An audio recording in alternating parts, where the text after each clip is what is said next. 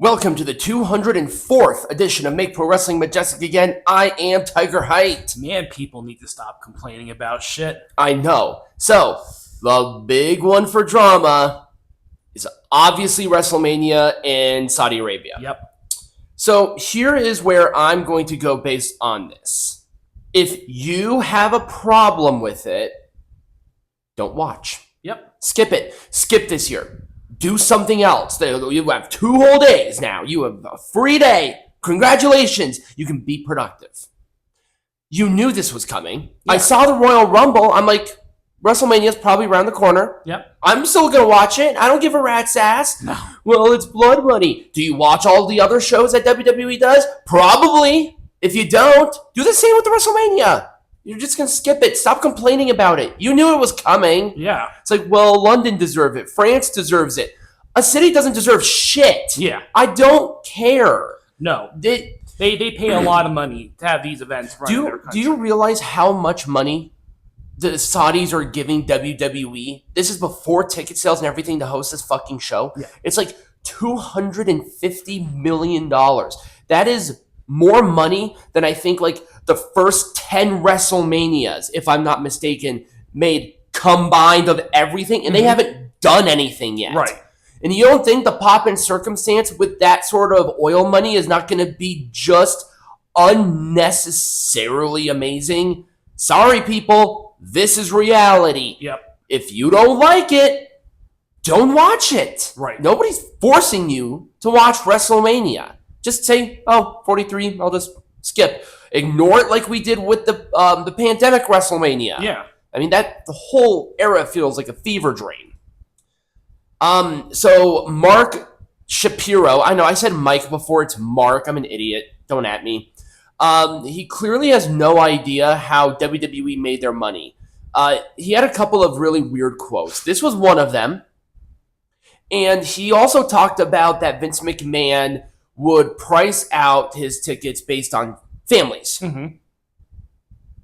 Duh? Do you not realize why WWE was successful? Okay.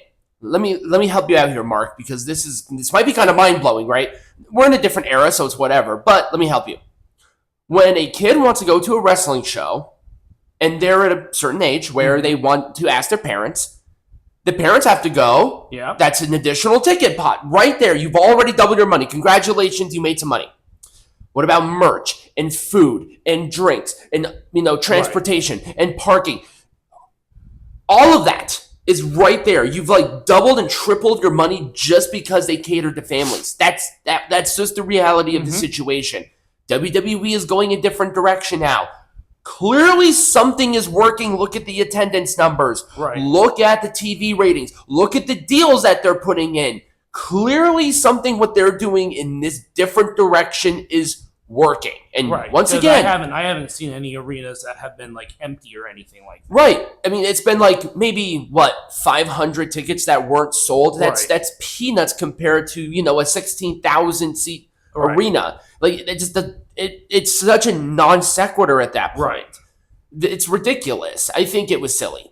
I don't know why it was this week, but a lot of the casual AEW fans have had enough. Just enough of the toxic freakazoids that have spewed their shit. Is this coming from the wrestlers, or is this coming This is coming from the fans. This is the casual fan of AEW that watch it periodically. They're like, It's fun wrestling.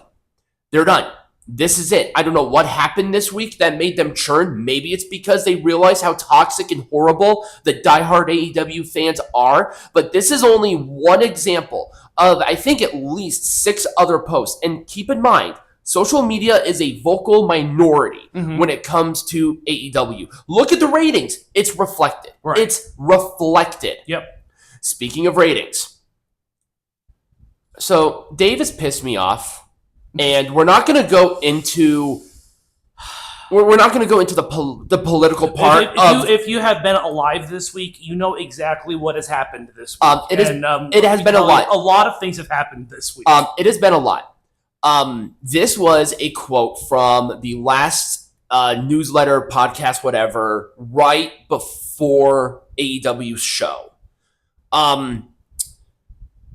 The fact that he is using Charlie Kirk's assassination to justify those dog shit numbers.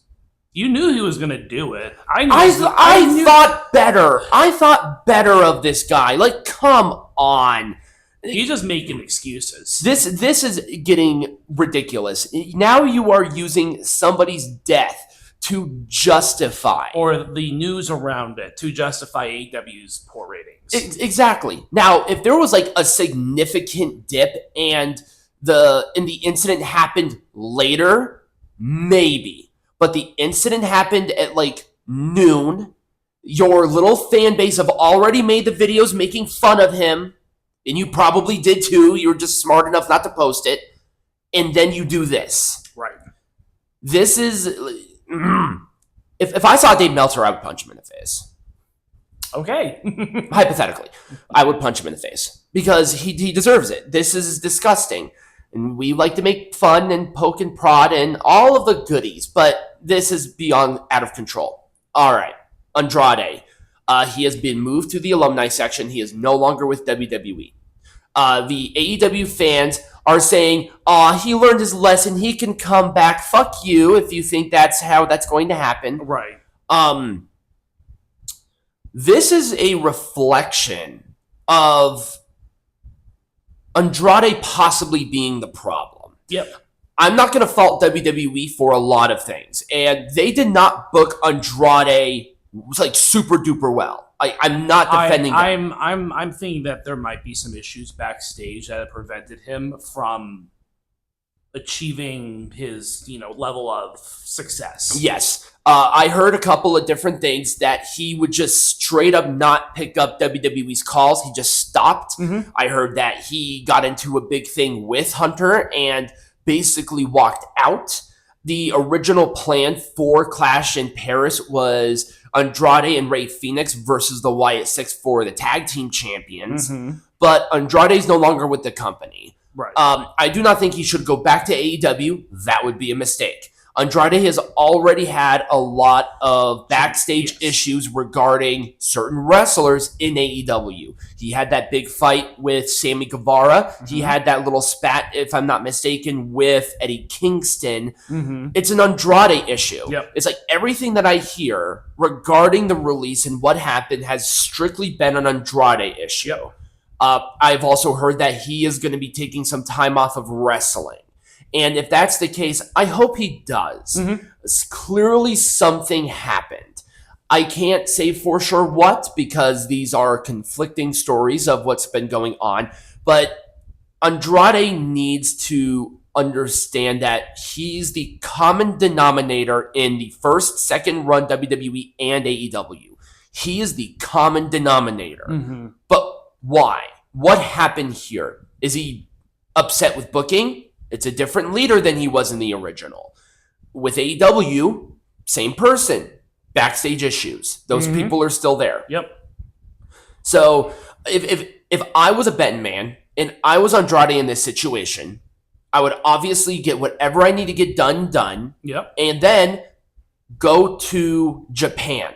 Go to Mexico. You're probably going to be a much bigger deal and a much bigger draw in that environment. Just personally speaking, maybe they released him so he can go to AAA under a AAA contract. We don't know. No, we don't. But this is a developing story, which is why Peanut Gallery, I don't think, had anything about Andrade. So I wanted to bring it up here really quick.